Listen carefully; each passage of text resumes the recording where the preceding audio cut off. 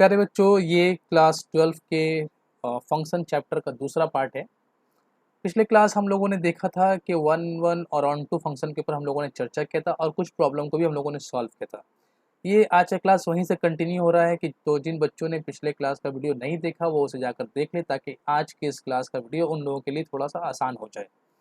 फिलहाल इस प्रॉब्लम में कहा गया है कि so that function R to R, ये आर पहला वाला आर हम लोगों ने पढ़ा था कि पहला वाला आर जो हम लोग को डिनोट करता है वो डोमेन के लिए डिनोट करता है। पहला वाला ये आर जो होगा ये हम लोग का डोमेन बन जाएगा और ये वाला आर हम लोगों को को डोमेन इंडिकेट करता है। ये हम लोगों ने पिछले क्लास समझ लिया था।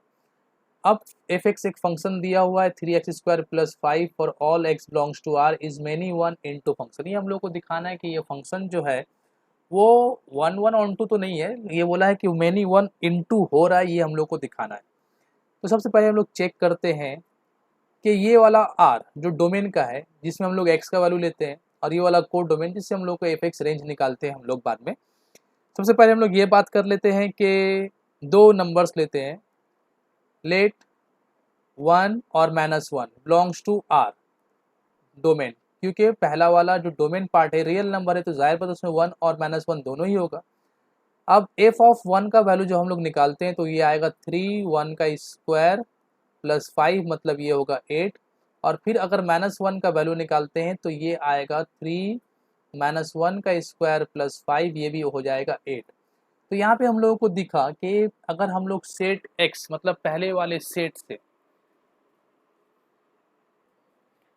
वाले सेट जैसे कि बात करते हैं डोमेन के सेट के बारे में, ये सेट है x डोमेन का और ये सेट है y को डोमेन का। यहाँ पर अगर हम लोग -1 और 1 एलिमेंट लेते हैं x की जगह पर, x बिलोंग्स टू x और यहाँ पर y बिलोंग्स टू y है ना। तो x हम लोगों ने दो नंबर लिया -1 और 1 जो पहले वाले सेट डोमेन में है, और जिससे हम लोग को y मिलने वाला है जो दूसरे वाले सेट को डोमेन में है। तो -1 से हम लोगों को 8 मिला और 1 से भी 8 मिला। तो यहाँ पर क्या हो रहा है कि एक से ज़्यादा इनपुट देने से, एक से ज़्यादा वैल्यूज से हम लोग को एक ही इमेज मिल रहा है। तो हम लोग यहाँ कह सकते हैं कि set is many one, sorry function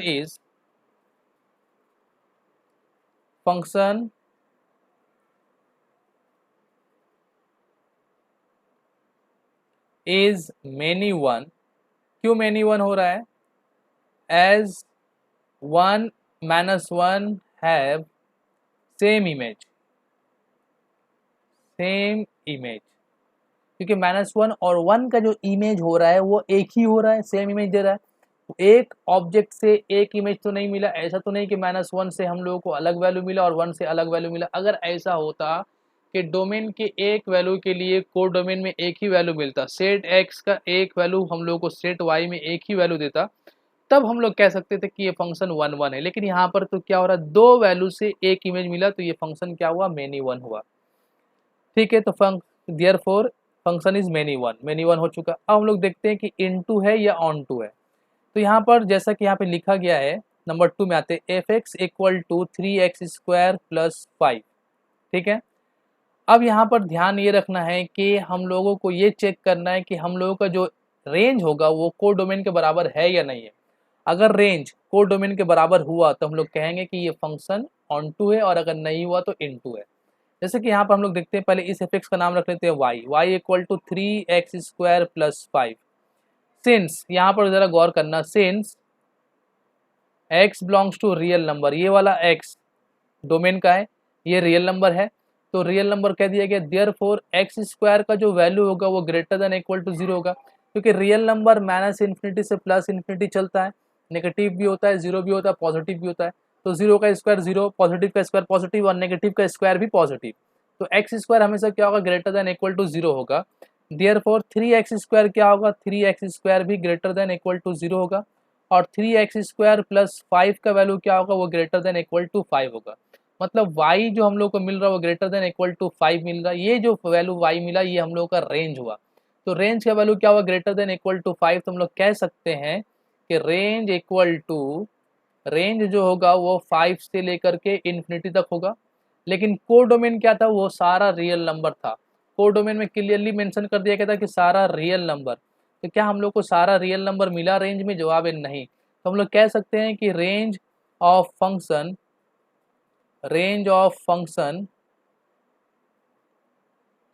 not equal to codomain of function, therefore function is into.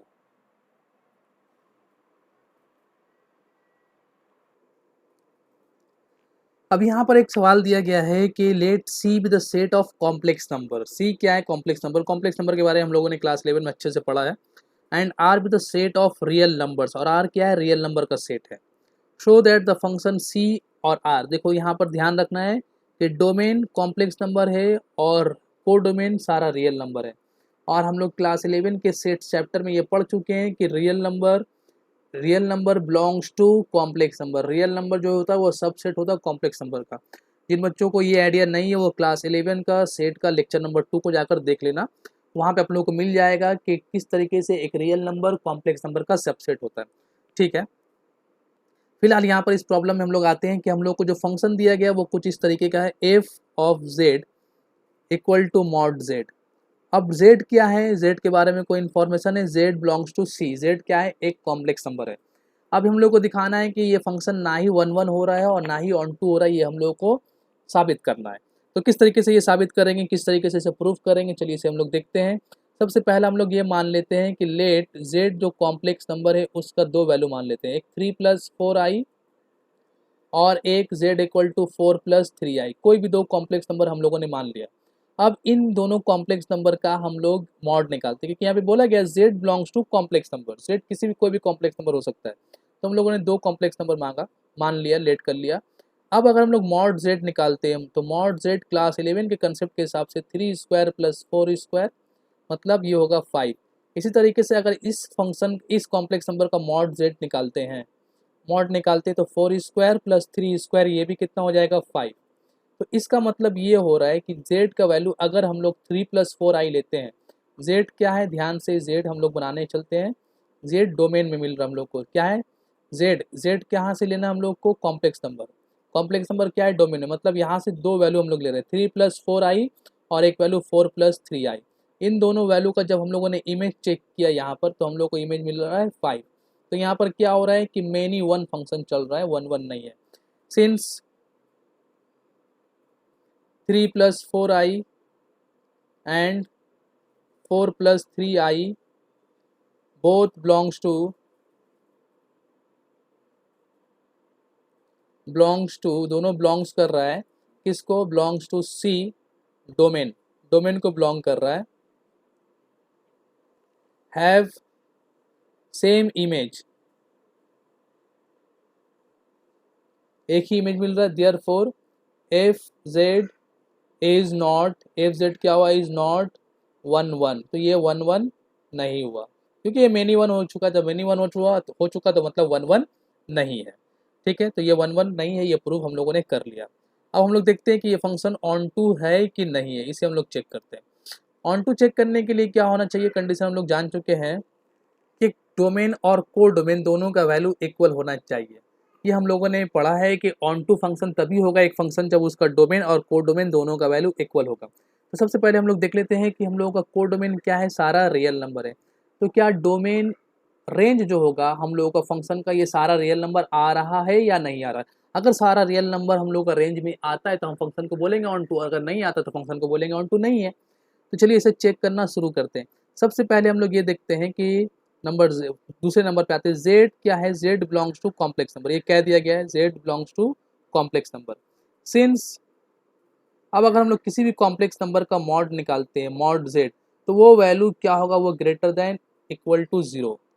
हमेशा क्या होगा? ग्रेटर देन इक्वल टू 0, क्योंकि मॉड निकालने का मतलब रूट के अंदर दोनों नंबरों का स्क्वायर करना। अगर z एक कॉम्प्लेक्स नंबर ये हुआ, मान लेते हैं 0 + 0i, तो इसका मॉडुलस निकालने से वैल्यू क्या आएगा? 0। और अगर कोई बोलता है कि सर नेगेटिव नंबर लीजिए तो -3 - 2i, अगर -3 और -2 का स्क्वायर करोगे तब भी तो पॉजिटिव हो जाएगा ना। तो इस तरीके से कोई भी कॉम्प्लेक्स नंबर हो उसका जब मॉड निकालते हैं तो हमेशा वैल्यू या तो 0 होगा या तो फिर पॉजिटिव होगा। तो ये मॉड z क्या हुआ? ये मॉड z हमको एफ जेड का वैल्यू दे रहा है, और एफ जेड का वैल्यू ही क्या होता है? रेंज होता है। तो हम लोग जब भी किसी बहुत सारे कॉम्प्लेक्स नंबर यहाँ पर सेट में सिलेक्ट करेंगे, सेट एक्स में, और यहाँ से हम लोग को सेट वाई में जो वैल्यू मिलेगा वो हमेशा पॉजिटिव वैल्यू ही मिलने वाला है, क्योंकि हम लोग यहाँ पे जो इमेज तैयार करेंगे वो इसी कॉम्प्लेक्स नंबर का मॉड होगा, क्योंकि फंक्शन को उसी तरीके से डिफाइन किया गया मॉड जेड में।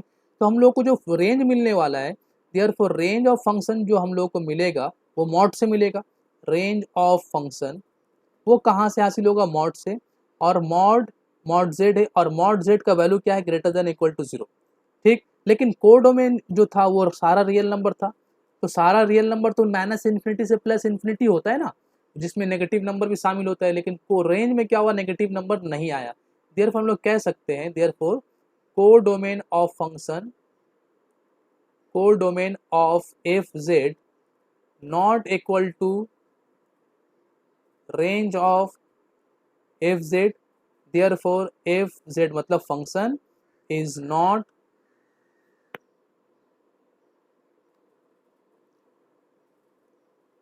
On to. तो ये फंक्शन क्या हुआ, ऑन टू नहीं हुआ। चलो दूसरे प्रॉब्लम को देखते हैं। अच्छा, यहाँ पर एक अच्छा सा सवाल दिया गया है कि f x equal to sine x, एक फंक्शन दिया गया है, is neither 1 1 nor onto. हाँ बिल्कुल नहीं होगा भाई। चलो इसे देख लेते हैं। सबसे पहली बात, डोमेन क्या है मेरा, ऑल रियल नंबर, को डोमेन क्या है, वो भी सारा रियल नंबर। ठीक है, अब यहाँ पर हम लोग लेट करते हैं कि let x equal to 0 degree और 180 डिग्री। ठीक है, हम लोग लेट कर लिया, एक्स का वैल्यू 0 और 180 दोनों। एफ ऑफ 0 का वैल्यू क्या होगा, एफ 0 मतलब हो जाएगा साइन 0 मतलब 0, और एफ 180 का मतलब भी क्या हो जाएगा, एफ 180 साइन 180 वो भी 0। तो यहाँ पर देखो, अगर सेट एक्स में हम लोग दो वैल्यू लेते हैं, 0 डिग्री और 180 डिग्री, या पाई भी कह सकते हैं, तो उससे सेट वाई में जो हम लोग को इमेज मिलने वाला है वो क्या मिलने वाला है, 0। मतलब 0 डिग्री के लिए भी 0, 180 डिग्री के लिए भी 0। तो यहाँ पर हम लोग कह सकते हैं ना कि different values of x give the same image, therefore function is not 1 1। Since 0, 180 belongs to R domain, domain का वैल्यू है have same image, same image, therefore f x is not 1 1। तो एफ एक्स क्या हुआ, एक 1 1 function नहीं हुआ। समझ रहे हो बात, नाइदर 1 1 नॉर ऑन टू। अब ऑन टू भी नहीं है। ठीक है, देख लेते हैं ऑन टू क्यों नहीं है। नाउ वी नो दैट, हम लोग को पता है, वी नो दैट कि साइन एक्स का जो वैल्यू होता है, साइन एक्स का value greater than equal to -1 less than equal to 1। तो उसका मतलब एफ एक्स का जो वैल्यू होगा वो greater than equal to -1 less than equal to 1 होगा। और एफ एक्स का जो वैल्यू आता है, इसे ही तो हम लोग क्या कहते हैं, रेंज कहते हैं। लेकिन यहाँ पर जो कोड डोमेन दिया गया था वो ऑल रियल नंबर दिया गया था, तो यहाँ पर हम लोग का जो रेंज आ रहा है, रेंज जो फंक्शन का आ रहा है वो हो रहा है -1 से 1, -1 to 1। और कोड डोमेन जो है, कोड डोमेन वो सारा का सारा वैल्यू -इन्फिनिटी से +इन्फिनिटी के बीच का। ठीक, तो हम लोग कह सकते हैं ना कि रेंज ऑफ एफ, फंक्शन का जो रेंज है वो नॉट इक्वल टू हो रहा है कोड डोमेन ऑफ एफ का, therefore f is not onto. तो फंक्शन क्या हुआ, ऑन टू नहीं हुआ, मतलब इनटू होगा। अगले प्रॉब्लम को देखते हैं हम लोग। यहाँ पर एक सवाल दिया, इस प्रॉब्लम में अगर हम लोग गौर करते हैं तो हम लोगों को बहुत सारी इंफॉर्मेशन डायरेक्टली क्वेश्चन में दिया गया है, और बोला गया है कि ये फंक्शन ना ही 1 1 है ना ही ऑन टू, ये हम लोग को साबित करना है। तो देख, जैसे कि सिंपल, बहुत ही सिंपल तरीके से हम लोग कह सकते हैं कि फंक्शन 1 1 नहीं हो रहा है। दो जगह से हम लोग कह सकते हैं, यहाँ से भी और यहाँ से भी कह सकते हैं। चलो पहला ही वाला हम लोग लेते हैं कि एक्स, एफ एक्स एक फंक्शन दिया गया है, एफ एक्स इक्वल टू 1, और कब 1 बोला गया है, x greater than 0। It means for x equal to 1 2 3 and so on, x का जितना भी सारा वैल्यू ले हम लोग को एफ एक्स क्या मिलने वाला है, 1 मिलने वाला है, एफ एक्स इक्वल टू 1। तो ये क्या हो रहा है कि x का जितना सारा वैल्यू यहाँ से आप लोगे, यहाँ पे जो y मिलने वाला है, अगर आप 1 लोगे तब भी यहाँ से 1 मिलेगा, अगर 2 लोगे तब भी 1 मिलेगा, और अगर 3 लोगे तब भी 1 मिलने वाला है, और अगर 4 भी लोगे, क्योंकि यहाँ पे क्लियरली बोल दिया गया है कि x ग्रेटर देन 0, x का वैल्यू 0 से बड़ा लेने से हमको एफ एक्स हमेशा 1 मिलेगा। तो ये जो फंक्शन हो रहा है different values of x give the same image, means that is it means for x 1 2 3 fx equal to 1 1 2 3 and so on fx equal to 1 मिलने वाला हम लोगों को। तो हम लोग कह सकते हैं ना कि 1, 2 बिलोंग्स टू आर डोमेन, किसको बिलोंग कर रहा है, डोमेन को, हैव सेम इमेज, एक ही इमेज रख रहा है, have same image that is 1, so the function is not 1 1। तो ये फंक्शन 1 1 नहीं हो रहा है क्योंकि अलग अलग वैल्यू से हम लोग को एक ही वैल्यू मिल रहा है ना, तो ये फंक्शन 1 1 कैसे हो सकता है, हम लोग को 1 1 होने के लिए एक वैल्यू से एक ही मिलना चाहिए। अब ये फंक्शन ऑन टू भी नहीं है, ये चेक करना हम लोग को। तो देखो यहाँ पर क्या है, ये जो पार्ट हम लोग को दिख रहा है ये पोर्शन, ये हम लोग को कोड डोमेन बताता है। तो हम लोग पहले बात कर लेते हैं कि कोड डोमेन ऑफ फंक्शन क्या दिया गया है। तो कोड डोमेन तो है वो -∞ से +∞, सारा वैल्यू, क्योंकि आर दिया गया है। लेकिन अगर हम लोग प्रॉब्लम के रेंज के बारे में बात करें, रेंज, तो देखो अगर x का वैल्यू 0 से बड़ा लेंगे तो हम लोग को fx मिलेगा 1, x का वैल्यू 0 लेंगे तो हम लोग को fx मिलेगा 0, और x का वैल्यू अगर 0 से छोटा लेंगे तो हम लोग को fx मिलेगा -1। मतलब हम लोग को fx का सिर्फ और सिर्फ 3 ही वैल्यू मिल रहा है पूरे रियल नंबर के लिए। x का वैल्यू <1 <0 लो, x का वैल्यू इक्वल टू 0 लो, या x का वैल्यू मोर देन 0 लो, सिर्फ और सिर्फ fx का 3 वैल्यू हम लोग के हाथ लग रहा है, और वो वैल्यू क्या है, -1 0 और 1। तो हम लोग हिसाब से कह सकते हैं कि कोड डोमेन और रेंज में बहुत फर्क है। रेंज सिर्फ 3 ही नंबर दिखा रहा है, लेकिन कोड डोमेन में इनफाइनाइट नंबर है, वो भी -∞ से +∞ तक का नंबर है। तो हम लोग कह सकते हैं कि रेंज ऑफ फंक्शन जो है, रेंज ऑफ एफ, वो नॉट इक्वल टू है कोड डोमेन ऑफ एफ का, कोड डोमेन ऑफ एफ के बराबर नहीं हो रहा है। देयरफॉर हम लोग कह सकते हैं f is not onto function, क्योंकि ऑन टू होने के लिए क्या होना चाहिए, रेंज और कोड डोमेन का इक्वल होना जरूरी है। अब इस प्रॉब्लम को अगर हम लोग गौर से देखते हैं, क्या दिया गया, so that the function R to R defined by f x equal to mod x plus x is neither 1 1 nor onto, also find the range of f. ये फंक्शन ना ही 1 1 हो रहा है ना ही ऑन टू हो रहा है, ये हम लोग को साबित करना है। तो कैसे करेंगे, चलो इसे देख लेते हैं। सबसे पहली बात यहाँ पर अगर हम लोग फंक्शन को पहले नोट कर लेते हैं, एफ एक्स इक्वल टू क्या दिया गया हम लोग को, f x equal to mod x plus x. अब हम लोग यहाँ पर दो वैल्यू सिलेक्ट करते हैं, जैसे कि मान लेते हैं x हम लोग लेते हैं -1 और 1, -1 और -2 ले लेते हैं। -1 और -2 बिलोंग्स टू रियल नंबर, कौन सा रियल नंबर, डोमेन का। यहाँ से हम लोगों ने दो वैल्यू लिया, मान ली ये सेट है हम लोगों का डोमेन वाला, और ये सेट है हम लोगों का कोड डोमेन वाला। यहाँ से हम लोगों ने -1 और -2 लिया। जब हम लोग यहाँ पर -1 और -2 को पुट करते हैं तो f -1 क्या होगा, मॉड के अंदर -1 मतलब 1, और यहाँ -1 मतलब -1 मतलब ये 0 आया। इसी तरीके से अगर हम -2 लेते हैं तो मॉड के अंदर -2 मतलब ये 2 हो जाएगा, और ये -2 मतलब ये भी 0 आएगा। तो मतलब -1 से भी हम लोग को 0 मिल रहा है और -2 से भी हम लोग को 0 मिल रहा है। तो हम लोग कह सकते हैं कि for -1 -2 belongs to real number domain, fx have same image 0, so the function is not 1 1। तो ये फंक्शन क्या हुआ, 1 1 नहीं हुआ। ठीक है, सिंपल समझ में आ रहा है, क्योंकि दो डिफरेंट वैल्यू के लिए एक ही इमेज हम लोग को मिल रहा है, तो ये फंक्शन 1 1 नहीं हो सकता। अब हम लोग देखते हैं कि फंक्शन ऑन टू हो रहा है कि नहीं हो रहा है। ठीक है, ऑन टू के लिए क्या था कंडीशन, कि कोड डोमेन और रेंज का वैल्यू बराबर होना चाहिए। यहाँ पर अगर हम लोग गौर करते हैं तो पहले हम लोग कोड डोमेन को लिख लेते हैं कि कोड डोमेन क्या क्या है। तो कोड डोमेन हम लोगों के पास जो दिया गया है ऑल रियल वैल्यूज, यहाँ पे दिख रहा है हम लोग को ऑल रियल वैल्यूज। तो हम लोग लिख सकते हैं कोड डोमेन इक्वल टू क्या है, -∞ से +∞ का सारा वैल्यू। ठीक है, ये कोड डोमेन में चला आया। लेकिन अगर हम लोग x का वैल्यू नेगेटिव यूज करते हैं, देखो अगर x का वैल्यू आप कोई भी negative for x less than 0, अगर x का वैल्यू नेगेटिव लेंगे हम लोग, तो हम लोग को हमेशा इम्प्लाइज दैट एफ एक्स का जो वैल्यू होगा वो हमेशा 0 मिलने वाला है। जैसे कि हम लोगों ने दो एग्जाम्पल में देख लिया, -1 और -2। इसी तरीके से अगर -3 लेते हैं तो 0 आएगा, -2/3 ले लेते हैं तो दोनों तब भी 0 आएगा। तो कोई भी रियल नंबर का नेगेटिव वैल्यू अगर हम लोग यूज़ करेंगे तो एफ एक्स का वैल्यू 0 आएगा। अब यहाँ पर अगर हम लोग बात करते हैं इक्वल टू जीरो भी लेते हैं तब भी उसके लिए जीरो आएगा, इक्वल टू जीरो में भी जीरो आएगा। तो मतलब अगर एक्स का वैल्यू हम लोग less than equal to zero लेते हैं तो एफ एक्स का वैल्यू जीरो आएगा, और अगर हम लोग एक्स का वैल्यू मोर देन जीरो लेते हैं तो इसका मतलब एफ एक्स का जो वैल्यू आएगा वो क्या होगा, मोर देन जीरो लेने से ये एक्स होगा और ये भी एक्स, तो टू एक्स होगा। अब अगर मोर देन जीरो कोई भी वैल्यू लेंगे हम लोग तो एफ एक्स का वैल्यू क्या होगा, पॉजिटिव नंबर होगा। ठीक है, तो f x greater than zero होगा।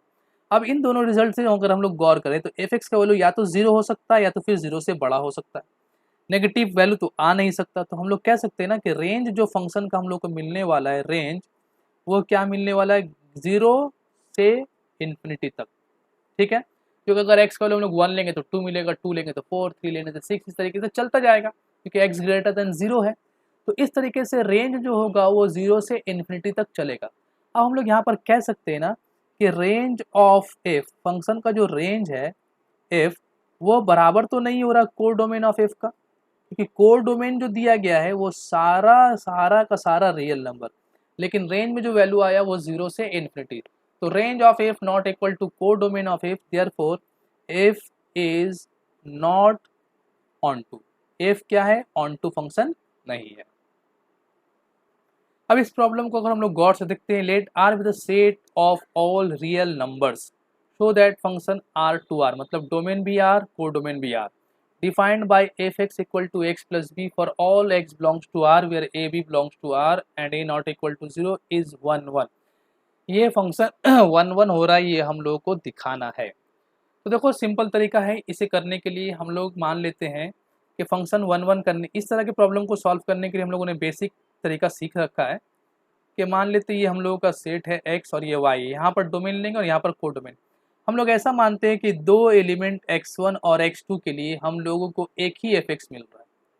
ठीक है, तो अगर ऐसा हुआ कि एक ही वैल्यू मिला तो तब तो फंक्शन 1 1 नहीं होगा, और अगर ऐसा हुआ कि ये दोनों x1 और x2 एक ही वैल्यू है और एक ही वैल्यू से एक ही फंक्शन, एक ही इमेज हम लोग को अगर मिले तो हम लोग कह सकते हैं कि फंक्शन 1 1 हो रहा है। तो इस तरीके के प्रॉब्लम को सॉल्व करने के लिए हम लोगों ने तरीका सीख रखा है, पिछले वीडियो में मैंने बताया था स्टार्टिंग के प्रॉब्लम में, फिर भी इसे रिपीट कर लेता हूँ कि let x1, x2 belongs to r, किसका r, डोमेन का, डोमेन के r में से दो वैल्यू हम लोगों ने लिया x1 और x2, सच दैट कि उससे क्या हो रहा है कि हम लोगों को जो fx1 मिल रहा है वो बराबर हो रहा है fx2 का। तो अगर ऐसा हुआ तो मतलब ये क्या हो रहा है, दो डिफरेंट वैल्यू से एफ एक्स का वैल्यू सेम मिल रहा है, तब तो फंक्शन 1 1 नहीं होगा, मेनी 1 हो जाएगा। लेकिन अगर ऐसा हो जाए कि अगर ये दोनों इक्वल है और ये भी साबित हो जाए कि ये दोनों भी इक्वल है, मतलब इसका मतलब क्या होगा इनडायरेक्टली कि अगर ये दोनों इक्वल है तो मतलब एक ही वैल्यू से एक ही एफ एक्स मिल रहा है, तब तो फंक्शन 1 1 साबित हो जाएगा। तो चलो इसे हम लोग देखते हैं। तो let R with the set of all real number show that the function इतना चल रहा है। तो हम लोगों ने x1 x2 दो नंबर माना, तो एफ x1 इसका वैल्यू क्या होगा, ए एक्स वन प्लस बी, और एफ x2 इसका वैल्यू क्या हो जाएगा, ए एक्स टू प्लस बी। अब सिंस हम लोगों ने एफ x1 एफ x2 को इक्वल मान रखा है तो F x1 equal to F x2, अब एफ x1 का वैल्यू क्या है, a x one plus b, और एफ x2 का वैल्यू क्या है, a x two plus b. B और बी कैंसिल कर लेने के बाद a x one equal to a x two मिलेगा, और ए कैंसिल कर लेने के बाद x one equal to x two मिल गया। तो यहाँ पर हम लोगों ने ये देखा कि जिसे जब हम लोगों ने ये सोचा कि एक्स वन एक्स टू दो डिफरेंट वैल्यू है और उससे जो एफ एक्स मिल रहा है वो सेम मिल रहा है, तो ऐसा करके हम लोग जब आगे चले तो हम लोग को पता चला कि नहीं, एक्स वन एक्स टू भी डिफरेंट नहीं, वो भी सेम है। मतलब ये कहने का मतलब है कि इस तरह के फंक्शन में अगर यहाँ पर आपको एक ही एफ एक्स मिल रहा है तो वो दोनों अलग अलग x1 से नहीं मिल रहा है, बल्कि वो x1 भी एक ही है, x1 और x2 भी एक ही नंबर है।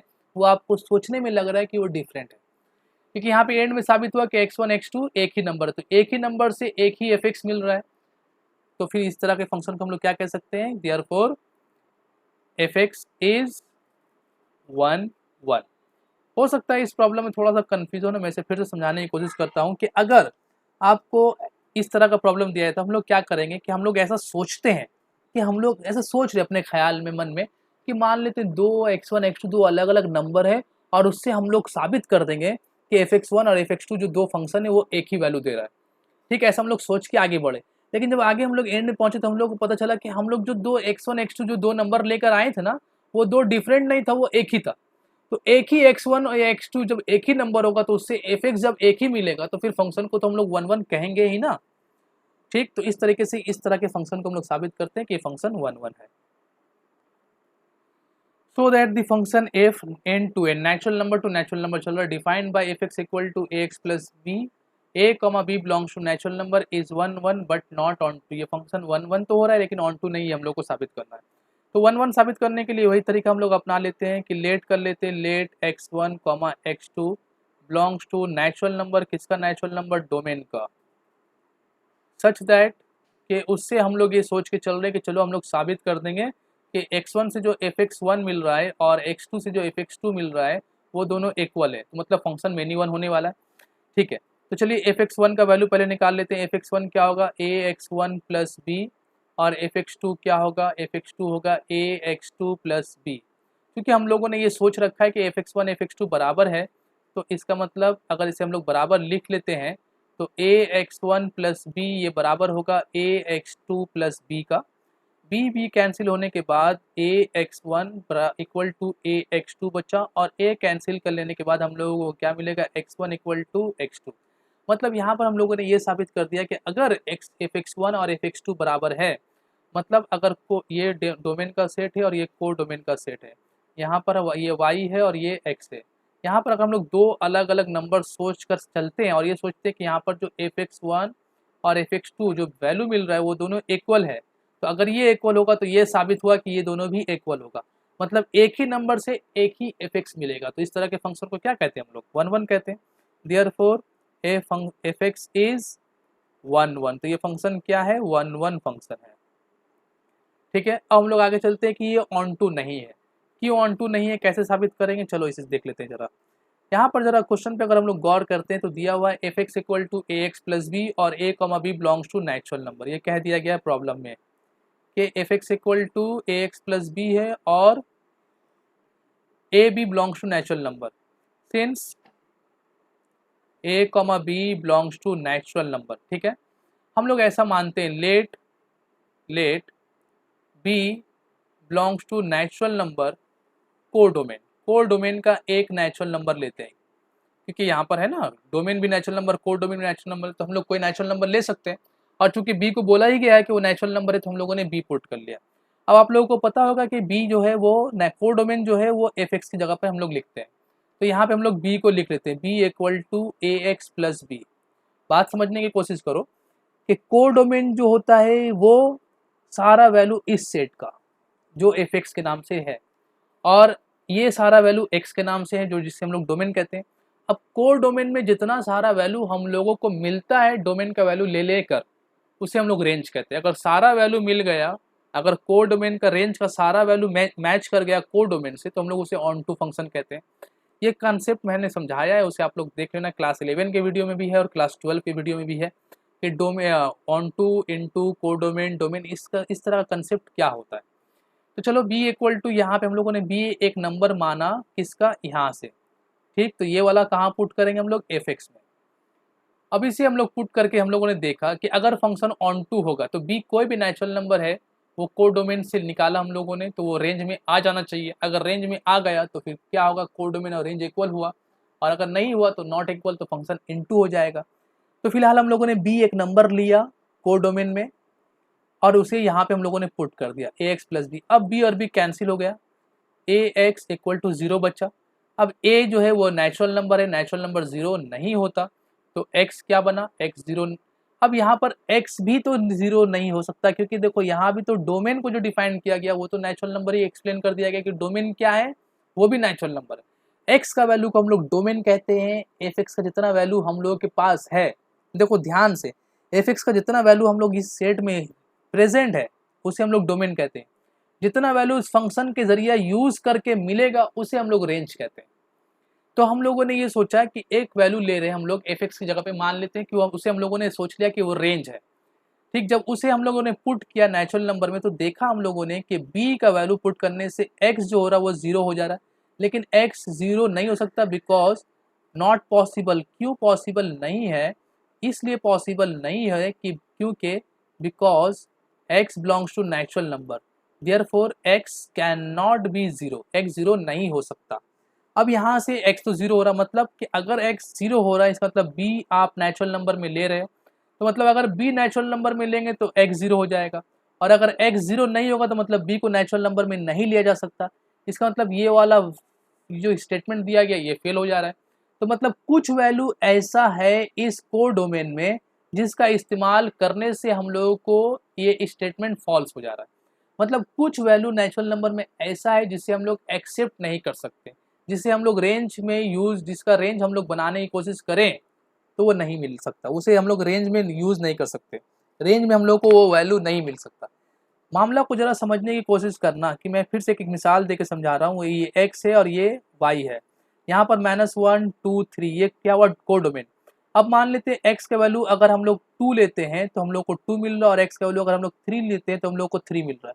तो 2 3 रेंज हुआ, लेकिन -1 2 3 कोड डोमेन हुआ।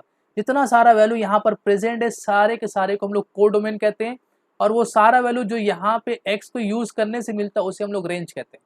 तो यहाँ पे हम लोग बात कर रहे हैं कि मान लेते हैं कि b एक नेचुरल नंबर है, जाहिर बात है यहाँ पर b नेचुरल नंबर बोल दिया गया, तो हम लोगों ने यहाँ पर एक नेचुरल नंबर पकड़ा सेट y में b को, और हम लोग इसका प्री इमेज देखने की कोशिश कर रहे हैं कि इसे बनाने वाला कौन है। तो हम लोगों को मिला इसे बनाने वाला 0 है, लेकिन 0 तो यहाँ पर है ही नहीं क्योंकि x सेट भी नेचुरल नंबर है। तो मतलब ये जो b एक ऐसा नेचुरल नंबर है जिसको बनाने वाला कोई नहीं, तो मतलब यहाँ पर कुछ एलिमेंट्स ऐसा है जो कि जिसका प्री इमेज मौजूद नहीं है, जिसको बनाने वाला कोई मौजूद नहीं है। तो इस तरह के फंक्शन को हम लोग क्या कहते हैं, therefore f is not onto. तो ये फंक्शन क्या हुआ, ऑन टू नहीं हुआ।